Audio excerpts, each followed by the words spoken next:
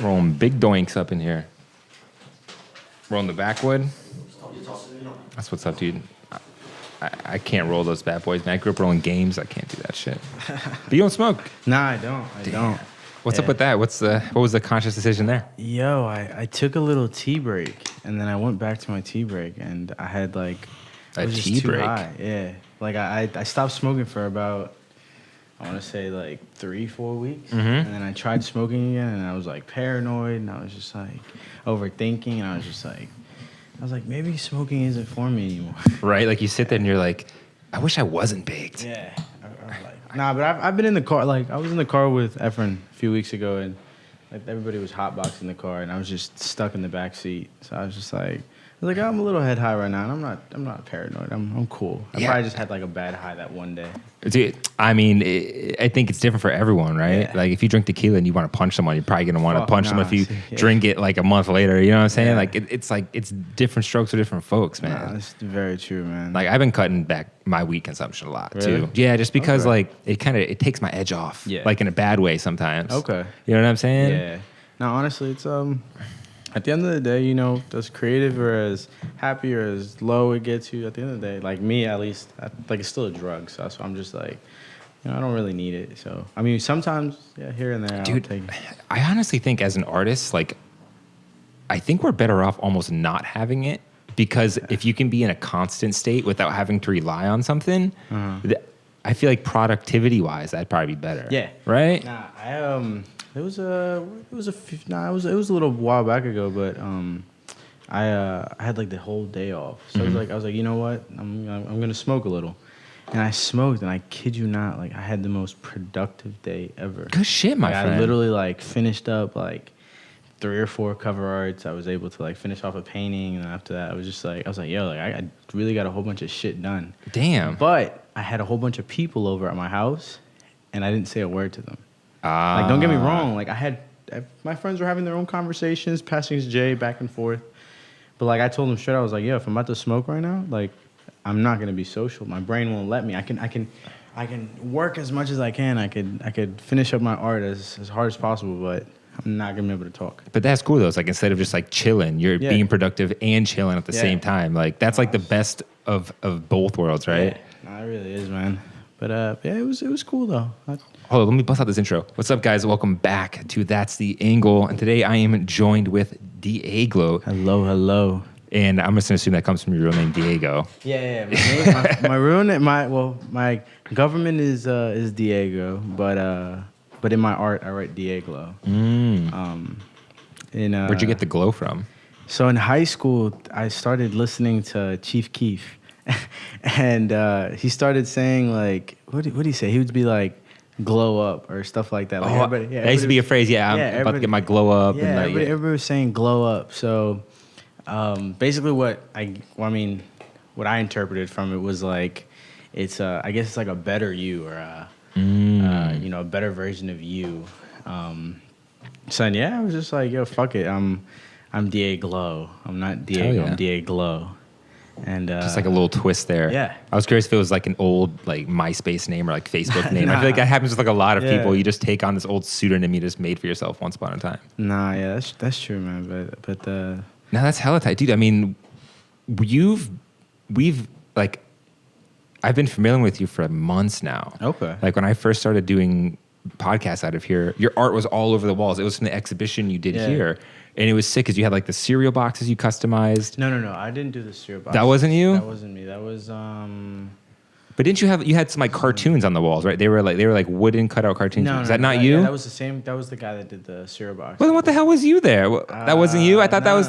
No, I did the. I did this. I did the stool. Yeah. Well. Stool and then the little character on the window. Okay, well, regardless, me and Amir had a great conversation about you. And I mean, the triple threat was with him, right?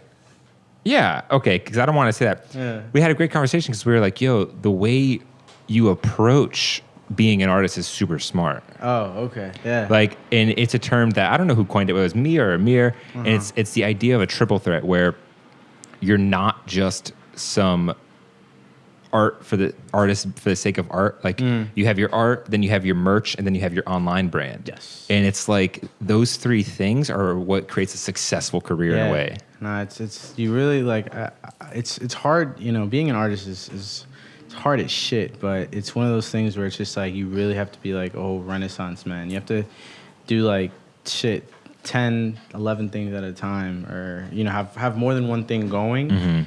Just for it to look prettier, like as a whole. Because if you have like, if I only have my paintings going and I'm only doing my paintings, like, what, I'm gonna just have a shit ton of paintings back at home? Like, no, I gotta have like a shit ton of paintings with a fat box of shirts and like, you know, other merch and little collabs that I'm doing. So it's just like, I really want to push this whole thing together, but you know, that's why I gotta, like I said, do more than one thing at a time. Yeah, it's interesting. It's like you have to kind of like navigate a brand in a way. Like it's not just making art. It's like, how do I navigate, in your case, like the Dieglo brand? Yeah.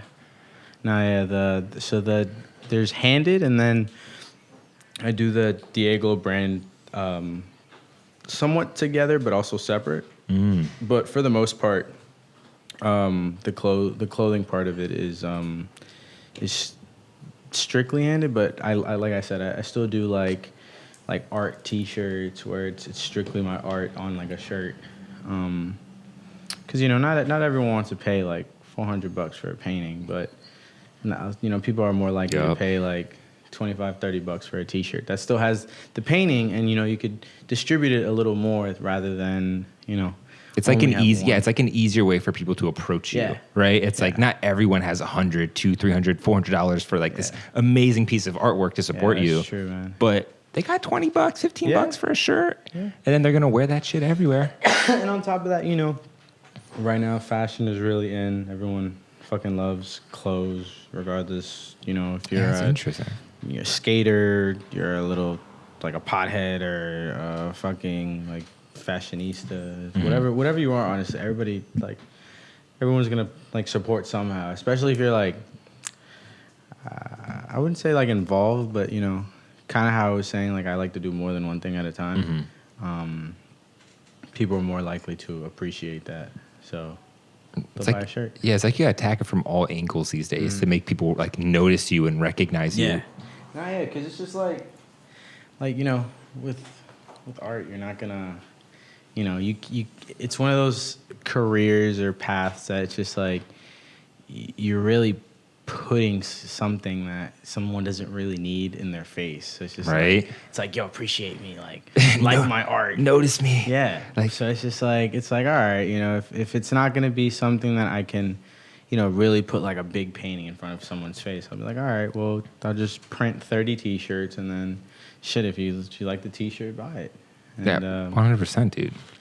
Nah, man, but it's really cool, man. But I feel like you've been making a lot of waves recently. Like you've had 2 exhibitions like back to back, dude. We had the Blue Ribbon one with Chris. That one was really cool, man. It was a nice little spot, and the one at Black Whiskey, right? Black Whiskey, yeah. Yeah, I checked it out. That was wicked. We had a lot of fun that night, man. I had some of my friends come by. I noticed that a lot of the paintings were like on cardboard. Yeah. So I work at Gap, and Gap has like promotional posters that they send us throughout the months, and it's just, you know, it's just like models wearing whatever Gap stuff we just got in. And since it's seasonal, they're always throwing them away. And, you know, I noticed one day that they had me take out the trash, and there was like, like 30 fat pieces of cardboard. And it's just like some paper, some plastic. And I was just like, yo, these are, like, you're throwing these away? Yeah. They're like, yeah, just go take them to the trash. And I was like, nah, like, let me have them. They're like, what do you want them for? And I was like, yeah, I could paint on them. Like, even if I'm not gonna sell it, even if it's just for my fun, like, I wouldn't mind going like painting all over this. And yeah, I started doing it, started getting it more often, started taking more pictures of it, promoting. Not really promoting at that time, but it was more of like just showing my art a little, showing it off a little more. And I wasn't trying to say it as a way to like knock you, by the way. When I thought about me saying, I was like, ooh, that could have sounded bad. I was like, no. Like, I thought it was interesting because like I didn't think about it until, because I'm like, oh wait, I'm gonna be interviewing this guy. Let me try to notice something. I'm like, oh wait a minute, the fuck? Like these? Nah, honestly, that's something that a lot of people always tell me. They're like, yo, like, what's this? Why is there a picture of like like a girl wearing like a tank top on the back of your thing, and I'm like, oh yeah, it's a Gap poster. Like I'm reusing the Gap poster as like a canvas, and at least for like, I don't want to say for like a art collector, but usually people prefer canvas. Mm-hmm. But the fact that canvas is expensive as shit, Yeah, dude. I'm just like, you know what, like, yeah, I'm gonna do. I think like that one right there at the door. Yeah, the one in the window. Yeah, that one's a cutout of a poster. Yeah, there is like a little black baby on it. I see. Oh yeah, and he's wearing a Gap shirt. What the hell? That's a Gap poster right there. But that's cool. It's like I feel like I mean, you have to be an artist. You have to be resourceful. Like you have to use what's around you, and like no one's gonna be upset if Van Gogh painted on a back of a Gap poster. Like, at home, I found a few. Well, this was a while back ago, but when I had the show here at Homme, a lot of the print, not prints, but a lot of the originals that I brought in that day were actually collages. I found a cardboard box at my house full of like construction paper, and I cut out a whole bunch of like little shapes and whatnot.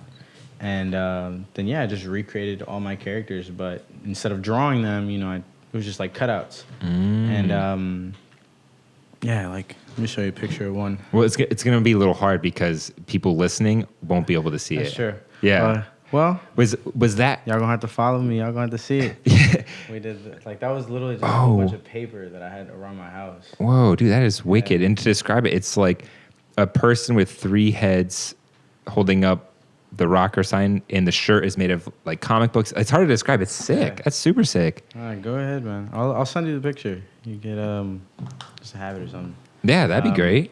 Nah, man, but yeah, man, that's I try to be as resourceful as possible, like just using everything around me.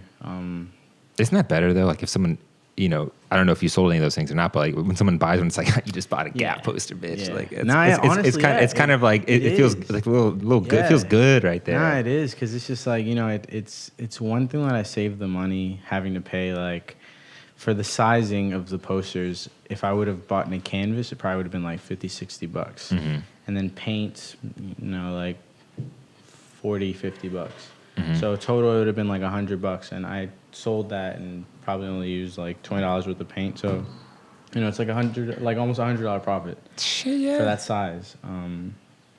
So it's Yeah, I think it's all about like not being fancy. Yeah. Especially when you're trying to get it. Like I love that you're open about being like, yo, I work at the Gap. Like I was painting on cardboard. Like it doesn't take away from it. I feel like some people are trying to like live this persona where they're like, nah, I'm like full-time artist doing these things. And you're like, nah, dude, like I got it from the Gap. So both my parents are painters. My dad is actually a sculptor and my mom was like a painter. Whoa. But I remember that when I was growing up, he taught me, like, I remember I wanted to buy, like everything, like a whole kit. Like, I'm talking about, I wanted the pencils, I wanted the oil pastels, I wanted the fucking, like, like the everything kit. Like, it comes with the paper, it comes with the easel. Okay. And I would want stuff like that, and that was pricey. Yeah. He'd be like, why don't you just get a little bit of supplies right now? Like you don't need all that other stuff when you don't even know what the hell you're gonna draw. True. You want all this supplies, but what do you want it for? You're not even you don't paint, you don't do any of this stuff. So like, shit, I'll buy you a pen and paper and start from there. And I was like, all right. So that's kind of how I did it. And it's It's got to be interesting growing up with 2 parents who are both artistic. Yeah. Well, my mom was probably the one that pushed it further than my dad. My dad kind of just played around with it. But yeah, it's really cool because shit, we always had supplies at the house. We always had like arts and crafts. Like we had I wouldn't say a room, but we had like a little section of the house that was like filled with like clay. We had fucking like a 50 pack of like scissors with all the different like cut designs, and then we had a big box of like markers and another box of pencils. So it was just like, it was cool because like I had all that to like my advantage. Yeah. And to this day, I actually still have a box of the markers. All the markers are old, and I threw them away. But like now, I put my markers in that same box. So yeah, man, it's really cool. It's interesting. Like that dynamic is wicked. Like I don't talk to many people who come from a family of like artistic. And whenever I do talk to them, like, oh, I'm so jealous. Like that must have been so nice. Like having your parents. That's weird. Is it weird? Well, at least it's because at the end of the day, like you have to remember. Well, it's not every artist, but I'm not gonna lie. I think artists are weird. I think I'm weird as shit, and I can tell you that. I know I'm weird, but like that being said, like it's just like I think. Growing up under that was kind of like, I don't know, like they're obviously I'm the reason I'm like my mom, I guess. I'm thankful for it. Don't get me wrong, but yeah, it's funny, I guess. It's different, I guess. I guess when you put it that way, saying that artists are weird, which you have to be weird because you need a different way to look at the world to even do anything artistic. It's like. You're like, oh damn! As you go, like my parents might have actually been weird as shit. Yeah. Like, what the fuck? Yeah, no, that's really how it is, man. I look at my mom now and I'm like, yo, you're so weird. Like, so everything. Did they push you into like painting and drawing, or was it something that you just sort of picked up? No, so they actually, if anything, I didn't get any of it from them. They both worked a lot, so in their free time, they did their thing, but I went to an after-school program in like elementary school, and one of the camp counselors was really good friends with my brother. And long story short, he would what's it called? He would do tattoos. He would draw in like kids' journals, and then he'd be like, "Yo, like give me $1 and I'll draw in your journal for you." And I was the one kid. Literally, I would ask for $1 every single day. And then at that point, like I was like, yo, like I have like a whole journal filled with like drawings from this guy. Yeah. And so if anything, he pushed me into doing art. I saw it and I was like, yo, how cool it is. Like he would draw like, this is back in like 2000. So he was drawing like Bugs Bunny, but like a gangster Bugs Bunny. And like he's drawing like Stewie with like grills and stuff like that. That's what he would draw. But like I thought that was so cool. I was like, yo, like this guy's really like, I don't know, like he's actually an artist. So so that his influence kind of is what made you want to get into it. Yeah. So I never knew what I wanted to do with school. I liked graphic designing. I thought that was pretty cool. And then after high school, I was just like, so you know what? I'm gonna take a break off and I'm gonna enjoy myself. So I enjoyed painting. I enjoyed drawing and doodling, and then after that I realized like I started posting my art more on social media, and I started getting a response from it rather than like, it's gotta feel good. Yeah, because it was just like I literally had like 4 or 5 journals filled, and then after like the 3rd journal I was like, you know what, I think I'm gonna like start like taking pictures of this, or like just even if it's like a little screenshot of it, just showing people. Yeah. And I got a great response, and that built my, not, I wouldn't say ego, but it made me more confident. No, it's good though, because if someone was shit on you, who knows? Yeah. Like, so like, especially like I said, since I had a whole bunch of journals just full of art, like once I was able to actually, show people, and I liked the responses I was getting, I was like, all right, let me keep doing this. And that's when I started going from I used to draw on index cards. That, like, if anything, I used to draw on like really small, like just doodles. Yeah. And like I have, like, even now I have like a collection of index cards that I drew in like middle school. But then like now, obviously, like I want to draw on something big. Like I always say, like, yo, like I only wanted to draw on index cards back then, but now I want to draw on like fucking buildings. I want to draw on like you want to do a mural on the side of a building. Like I like the larger the better. Like, it seems like that with art. It seems like the larger you go, the better it's even perceived. Yeah, no, that's true, man. Because it's just like, people appreciate something, not really directly like in your face, but it's like, let's say you're walking down the street and you see a building with like a huge mural on it, like. You're like, oh wow, like that's really cool, like, or take a picture of it, or this and that. So, but if you see a little sticker, you might, like, most people wouldn't take a picture. They'd be like, but you see the mural. You still see a sticker. I mean, I at least I still appreciate, I appreciate them too. But yeah, it's really cool though, because I don't know. Eventually, I know that I'll be able to. Have you done a mural like that yet? Yes. Yeah. Oh shit. I've done a few murals.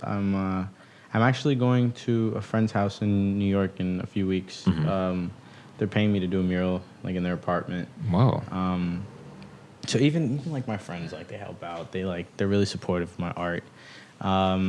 There's a store in downtown Silver Spring called Home Court, and I did a mural in their store too.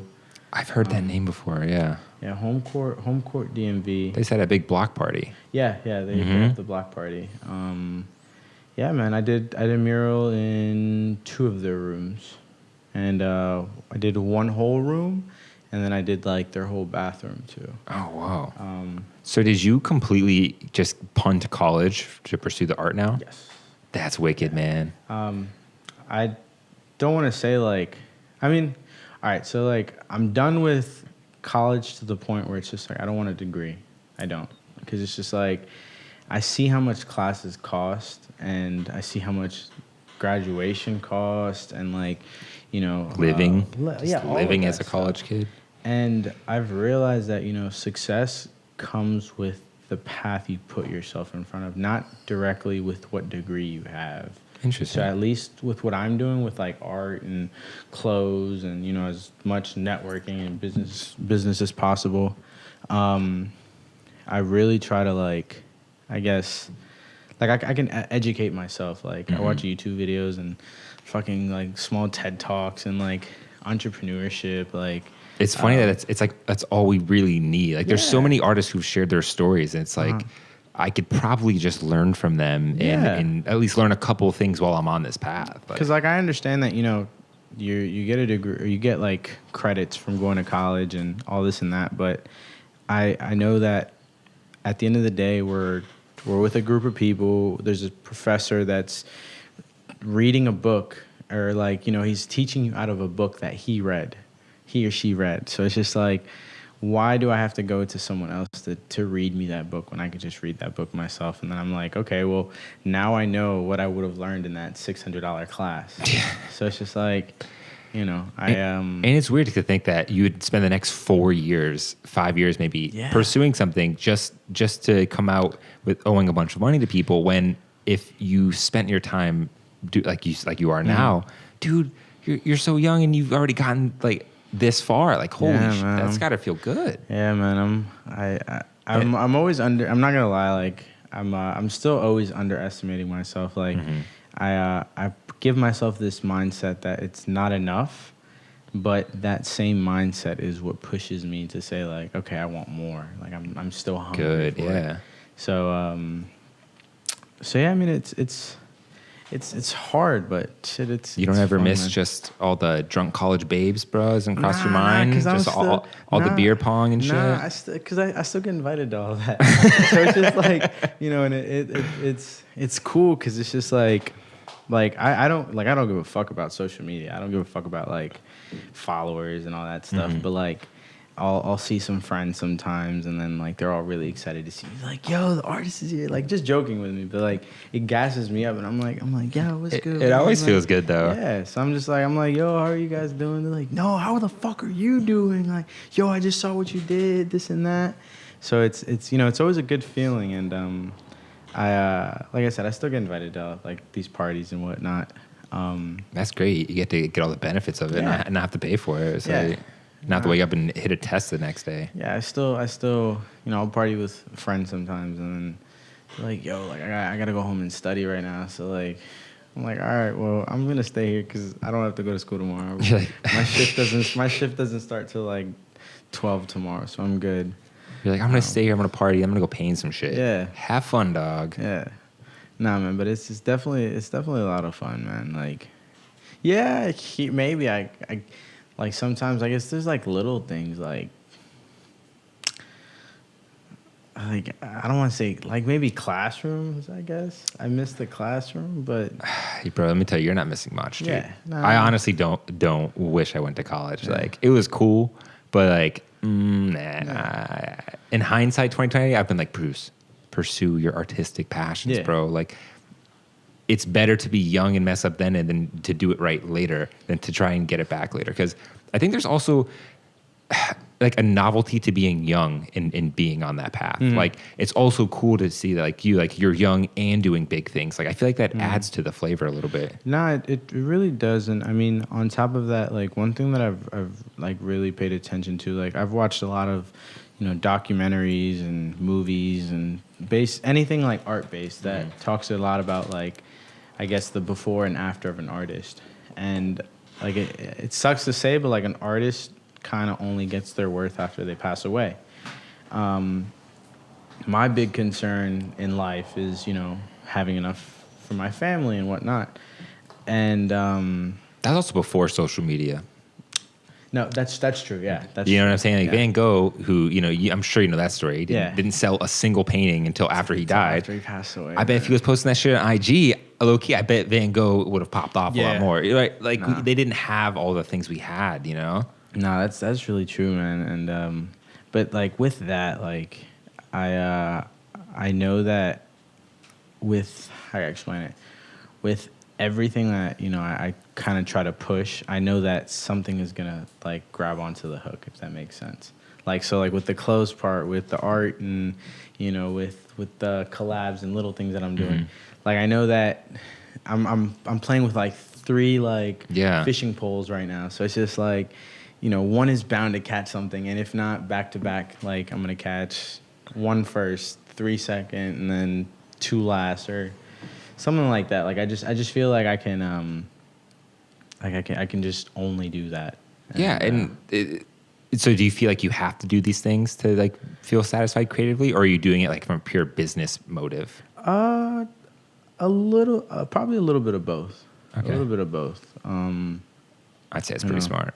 Yeah, no, because I'm very balanced with all of it. Like I give them each the same amount of time, but it's one of those things where it's just like I know that I'm enjoying myself doing it.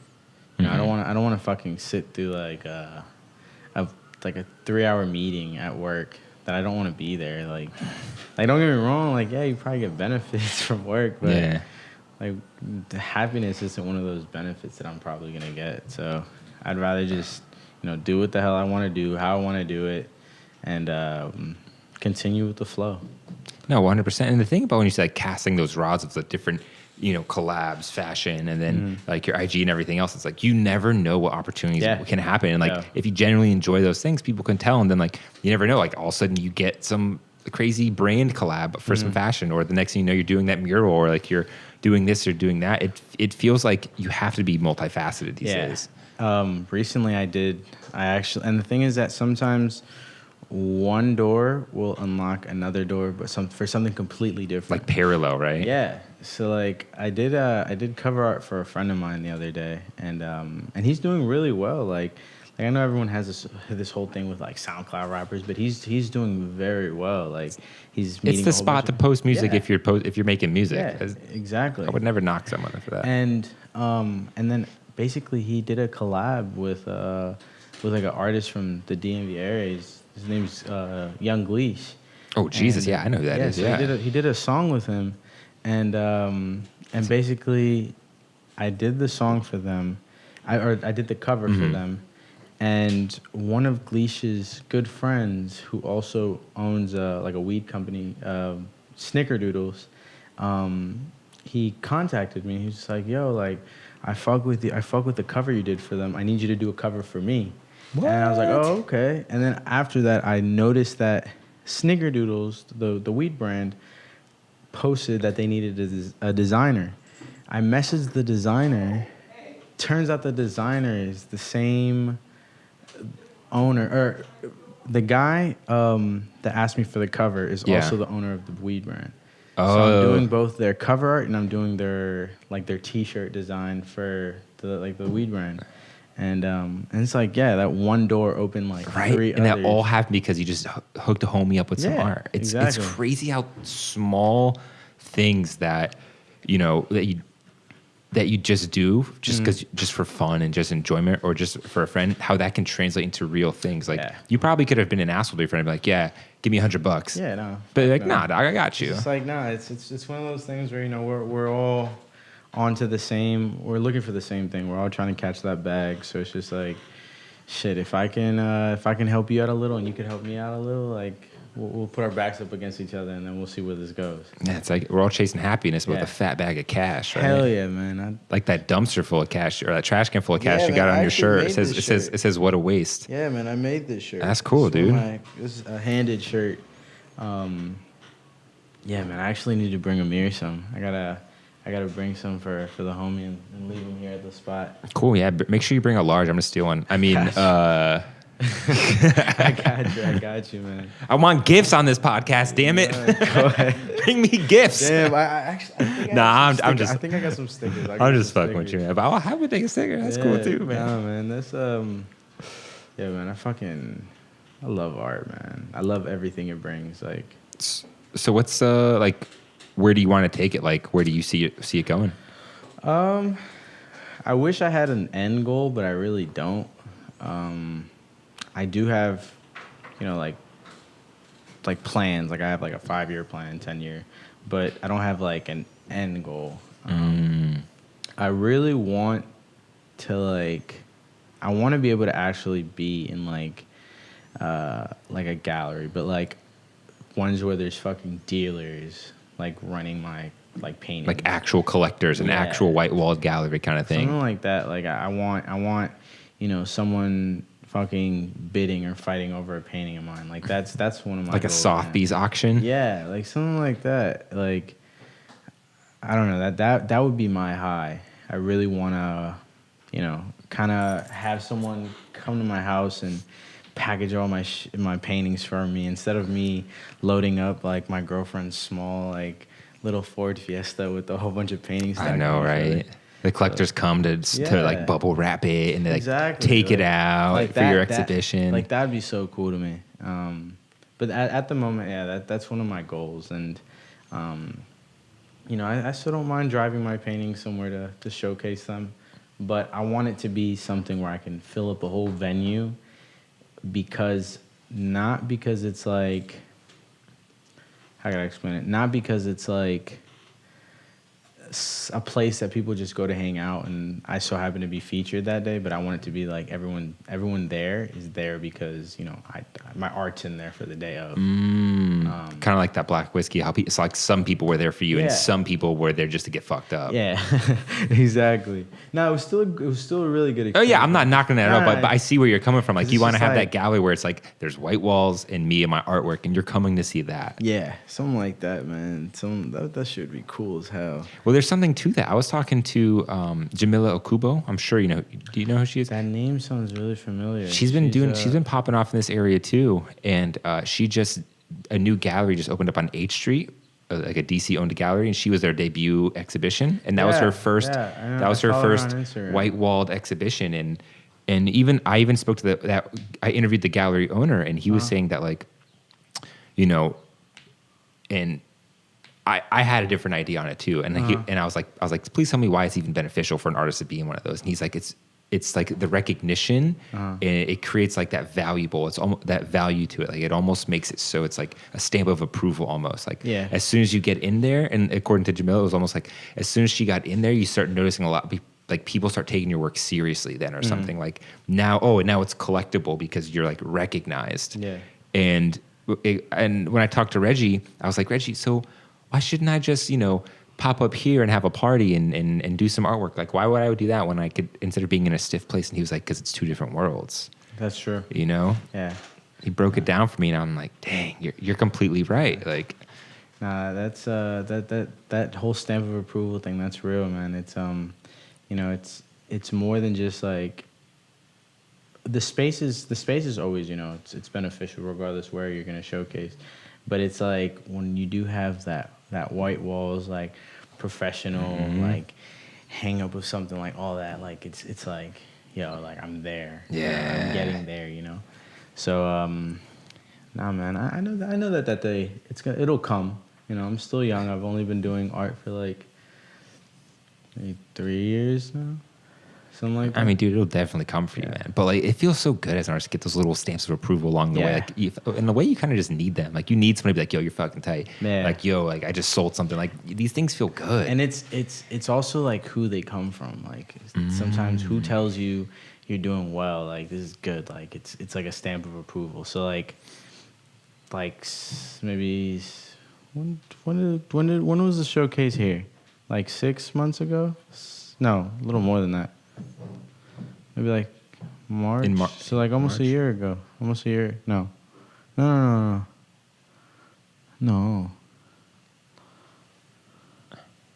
Well, something like it was around like 2-3 months ago, a few months ago. Yeah. But it's like, you know, Amir's been doing stuff for a while now, so it's just like, you know, the fact that he wasn't like one of my friends from like school telling me like, yo, you're doing well, like keep doing it. Like that was like one of those stamps of approval. When a stranger comes out who looks at art like, all you know, the time. Homie owns like a spot, so it's just like I don't have any friends that own a spot, so like that was a stamp of approval.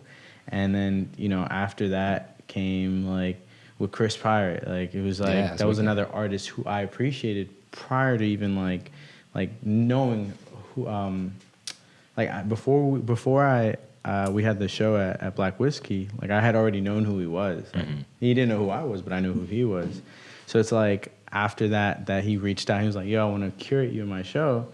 Boom, that's another stamp of approval. Nice, dude. So it was just like, you know, I know it's gonna continue to like go up after that. Yeah, it's like just getting recognized by other artists feels so good. You know, like a basic person there, but especially when it's like an artist who you respect. So it's just like, I have mad respect for like both Amir and like Chris. So it's just like oh shit, like, you know, I'm doing something with it. You're like, like what I'm doing matters. Yeah, you know, it's such a good feeling, dude.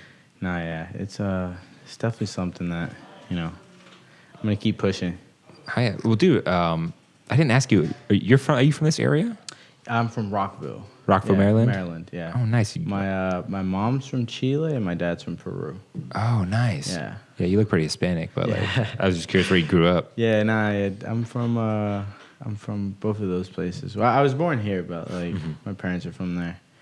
It's hey man, there's a whole bunch of art out there too. It's beautiful. Hell yeah, man. Yeah. I'll be taking ayahuasca in Peru and stuff like that. That's crazy. Oh my gosh, yeah. I've actually heard ayahuasca stories that people talk to God and shit like that. And I'm just like, I don't want to get that high. that's too much. I have one of those transcendental experiences. Come back like I want to be a stonemason or some shit. Yeah, fuck no. Nah, man. I stayed in Peru for 3 months last summer, and after I came back, like I was just like, yep, like I'm an artist. I'm gonna do this now. Dude, there's something about traveling. Like when I came back from France, my travels to France, I was like, I need to try my own thing. Like there's something about it that just made me want to be like. Nah, it's because you give your mind some peace. You know, you're not. You leave that routine. You leave a lifestyle that you live here, and regardless whether it's, you know, super distinct or like really similar, like you just around a whole new like life. So I don't know, at least that's what I felt. I was just like, it's like, yeah, man, I'm over here stressing about like not getting calls back from school when, you know, there's people here like building fucking houses and like they're making a good living and sowing fields and shit. Like they're not stressing over the little things that at least the things that I make so big in my head. Like, no, they're stress out here is like different. So it's like you realize like if all else fails, you could always still just fucking move to Peru and just do some crazy shit, right? Like you kind of get this perspective when you step back from the rat race. Like, what am I really stressed out about? Yeah, is that really how I want to live my life? No, man. I did my first mural in Peru. It wasn't big. It was super tiny. Yeah. In front of my grandma's house. They gave me like we have these like, I don't know, like seating, like it's some cement seating. And it was just like an old gray like cement color. So I like gave it a whole new life. And I like put my Instagram on it. And I like get like followers from like Peru just randomly walking by my grandma's house. And then they're like speaking to me in Spanish. They're like, yo, like I saw your mural like in Lima, and I'm like, yeah, that's my grandma's house. So yeah, that's really cool, man. Well, Man, I love Peru. I've been wanting to travel there, man. It sounds really cool. You got to, man. Yeah, just real quick, are there? I did have some notes from when I looked at your exhibition. You love the word fuck, Yeah. right? You love the word fuck. Man. It's cause it's like you can use it in like every manner. Like you could use it as like good news, bad news. Like I'm pissed. Like you can be like fuck or like fuck. Yeah. So it's like you could really like you know you could really use it with anything. And like my dad was had the meanest like sailor mouth. What is it like Sailor mouth? Sailor mouth. Yeah. So like shit and it's in Spanish, but like I don't know. I grew up with the fattest potty mouth myself growing up. So yeah, I remember like in elementary school, like I would cuss to be cool. Like I was that one kid that just put like fucking shit in like random sentences that didn't even need it. But like they make you feel like hard or tough or something. Like yeah fuck's up, guys. But nah, man. So like I started writing fuck and like I don't know. Like while I'm drawing and painting, I'm thinking, I'm like oh fuck, like I messed this up. So you won't notice it in the painting, but I know I could look at a painting and be like fuck, I fucked up right there. But I love the idea. It's such a universal word. It could be sexual, it could be hateful, it could be happy. Like, you know, you get some good news. What the fuck? You get some bad news. What the fuck? It's like it's one of those rainbow words. It just encompasses everything. Like, nah, you can really do it with anything. So that's why I was just like, all right. You could probably string a sentence of the word fuck, and just the way your inflections and the way you say it. You'd know exactly what someone's saying. Yeah, man, you really can. I made fuck combs one time. What? I have a cousin in Peru who actually he works with like bullhorns, and the thing is that you cut the bullhorn in half and then flatten it, and then I'll send you pictures at some point. But it looks really cool, and the thing is that the material itself has like a blend of like whites and browns and black, and the thing is that when you shine it and gloss it, like that shit looks incredible. It looks like what's that? It's like marble or something almost. Kind of. It looks like marble, honestly. Yeah. And the thing is that he works with like these like once you cut the horn in half and then flatten it, you fry it. You put it in like a deep fryer, and then it gets like bendable, and then you put it like under like a flat iron. And that's after you cut it in half. Yeah, and it looks like a big, I don't want to say square, but like a trapezoid. And then you cut designs out of that trapezoid, and he cuts little. He makes earrings. He makes like other cool little figures. Like he makes a whole bunch of shit. Like he's an artist himself, but he made me some combs, and the handle says "fuck" on it. So yeah, it's really cool. That's like, cool. I didn't know you could do that with bullhorns. That's crazy. Nah, it's really cool, man. And he makes. There's companies that buy his the bullhorns, and they make like frames out of glasses for them. That sounds cool. That's what they're made out of. Like I wouldn't say bullhorns, but there's like artificial plastics that represent the same the same fucking like the same pattern on it, like the same sort of marbling in it and everything. So that sounds cool, man. Yeah, I'd brush my hair with the comb that said "fuck." Yeah. That's what I think in the morning. Sometimes I'm like, "Fuck." Like literally, I made like 10 of them, and I had a show one day, and I like sold them at the show. People were like, "You draw fuck, but like it says fuck on the comb." And I'm like, "Yeah, I made combs too." Why not? I can't do anything. I mean, I don't know any other brand making combs right now. Word, man, word. So, dude, really appreciate you being on the show, man. Oh, thank you for having me. Yeah, I could talk to you for a long time, but I got my next guest coming, so I kind of have to wrap it up. Dude, you're a cool ass dude, man. You're super chill, man. dude. Thank you so much, dude. Yeah, but dude, before we wrap up, man, I feel like people should they're gonna listen to this, like, yo, I want to check this guy's artwork out. What's like the at? What should they do? What should they check out? So I post a lot of my art on Instagram. What's that at? What? My Instagram is at dearest Dieglo. So it's Yeah, that's kind of where I have Just all the my- two words together. Yeah, There's nothing between them. Nah, yeah, just Dearest Dieglo. And then for like the clothes, it's on the website, the handed website. So it's ain'tshithanded.com. Word. Yeah. Well, yeah, man. Well, everyone, please go check it out. Yes. This dude's just crushing the DC scene. I have a feeling I'm going to run into his face 1,000 more times. So what's up? Anyways, guys, that's it. That's the angle. Thank you. Peace. Have a good day. That's it, man. Sweet. Just got to stop it. That was awesome, man. Thank you so much. Nah, man. Thank you for coming on. Of course, man. That was cool as hell. How you guys doing? You're high as hell? Why you give my friend Amir weed?